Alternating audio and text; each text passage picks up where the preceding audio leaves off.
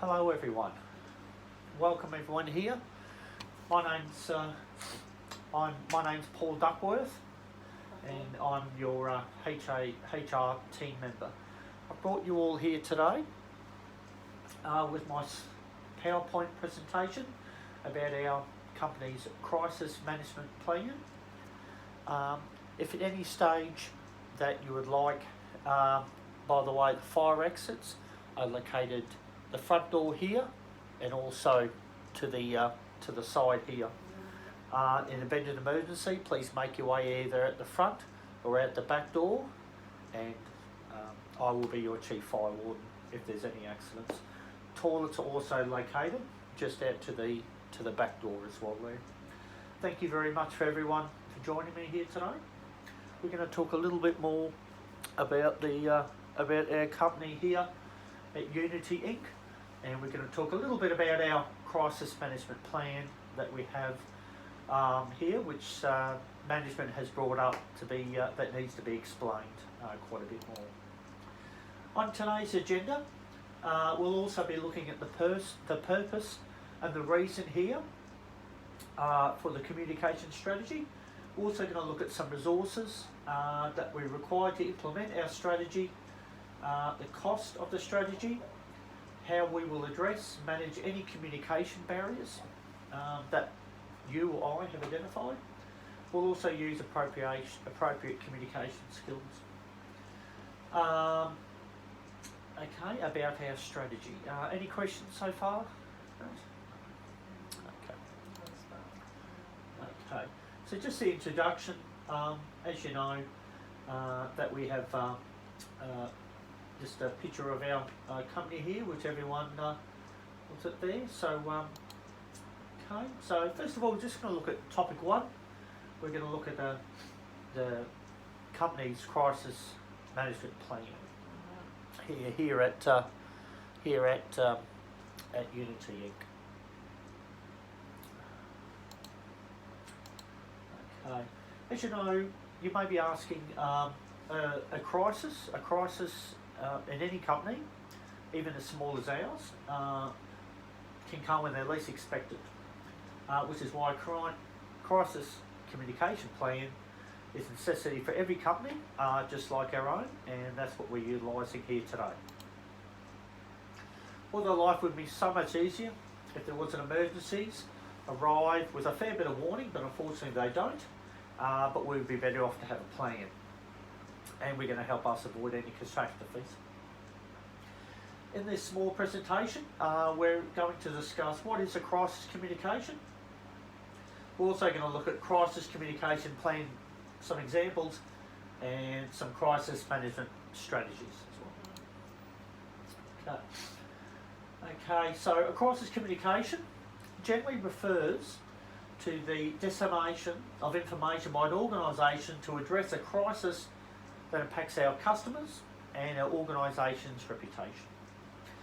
The idea is that the company's reputation, our company, is perceived by everyone, is aware of our company, whether we manage our reputation or not. So it's in our company's best interest to have some input about our narrative. Not only that, customer satisfaction increases when our expectations are very transparent. Yes, Jo. I have a question. Yep. What constitutes a crisis? I'm glad you asked that. And I know that some people here were wondering. Were you one? Generally, a crisis management plan or constitute a crisis. It's a set of guidelines that we have here. It helps prepare our business for any emergency or unexpected event. We take steps when a crisis first emerges, and how we communicate with the public, the media, and how to prevent from the issues occurring again. Our crisis management plan really generally focuses on our company's response and how it communicates to particularly to our stakeholders. We also have steps, information reaches our employees, our partners, customers, media, the general public, and any other stakeholders. Most importantly, Our crisis communicator helps guarantee a quick release of information, as well as consistent messaging on all of our company's platforms. That's most important during a time of crisis. And our message largely depends on what's involved and how our parties are affected.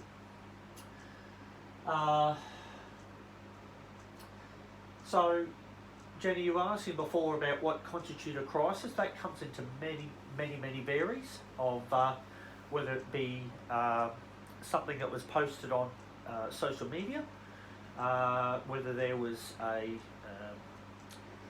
theft, a misdemeanour, or some sort of conduct that was by one of our employees, and then we would have to respond in regards to that, particularly if it was theft or something that was placed upon any of our social media platforms, which, as you know, we're just starting up soon.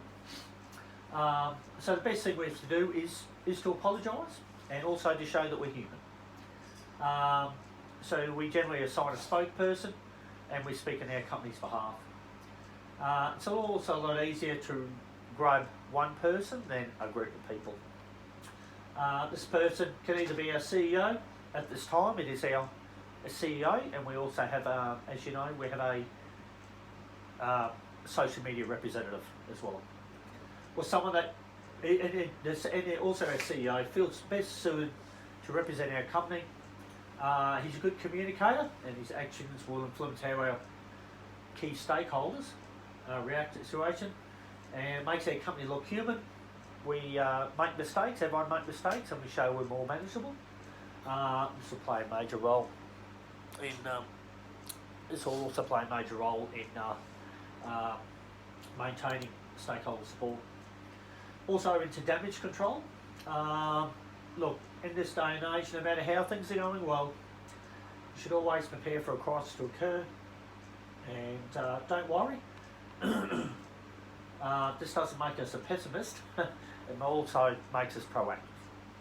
Proactive damage control helps us to prevent the effects of crisis before it occurs. And security software that records your backup company will allow you to avoid a malware crisis. Additionally, you can train our employees to watch out for harmful emails, and obviously we just had it recently, which everyone probably knows about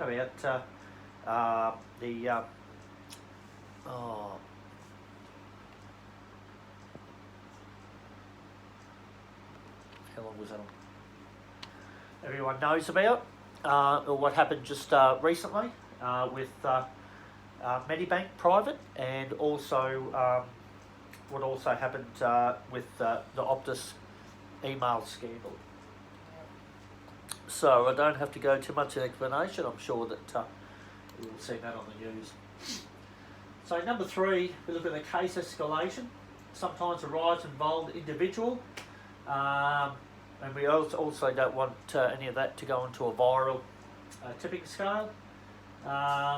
We also have specialists who work on our complex and time-sensitive cases, and also when our customers need additional attention, and our experts intervenes.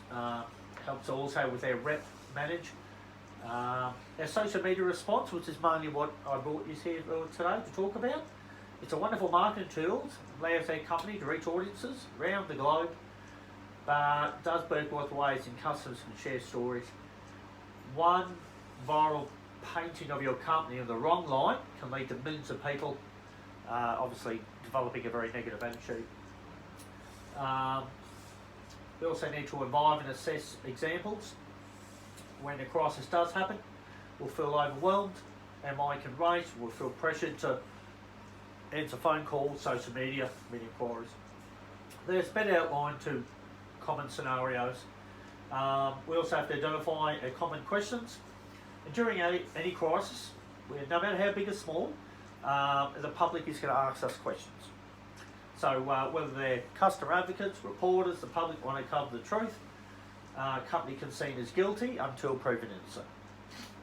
Our crisis communication plan helps us to develop and answer questions that you may be expected to be asked during the crisis scenario. For instance, if a natural disaster strikes our headquarters, some questions may be, was anyone injured in the incident? How long did it take for the business to return to normal functionality. We also have to identify potential risk, and this is all in the paperwork that I provided for you at the start of this session. Under each plan, potential risks that you'll face. You'll also notice we've created guidelines specific to social media, proactive communication during the crisis, and also reactive communication is just important. Our team members and all of you combined, we must also be very focused on monitoring a social media post and any negative social media mentions has to be dealt with immediately and consistently. Okay. Now all the information is now all provided there for everyone. I handed it to you at the start of this meeting. But first and foremost, just to make you fully aware, this is Mr. Earl O'Donnell. He's on our social media team. He's also our liaison officer. Mrs. Diane Wakunda, as you know, which I'm sure you've all met as well there, she's our CEO at Unity. Yep. So any questions from the media about any crisis that happens in or out of the company, she will be the first representative to talk to the media, and she's taken upon herself as being the social media representative to talk to the public about anything. Mrs. Lynn Combs, who everyone all knows here, as you know, she's a chief officer. She's also a board member. She's also another one to talk to, and also Mr. Alan Matom, staff. He's one of our team members here, which I'm sure you've all met. He also works a lot in social media, and any questions that you may have, please bring them towards him as well there. So just in summary to what we've been talking about here today, when the crisis has occurred, the communication is our first step. Our company of Unity Inc., we have created response plans, which I've handed to you, to prioritise clear and transparent communication that is sincere and direct, but still respects staff and our company, and also other people's privacy. But talk isn't enough in isolation. Businesses like here at Unity Inc., we need dedicated teams to help them walk the walk by taking ownership for actions, making amends where possible, and creating customer confidence in companies' commitment to change. Okay. So thank you very much for coming here today. Any questions, we'll take them after our presentation. We'll now stop for a tea and coffee. And there is, as you know, I'm from the HR department. There's my email there if you want to be contacted, or you know where my office is there on the second level. Okay. So once again, thank you very much everyone for joining me, and we look forward to seeing it again. Thank you very much. thank you.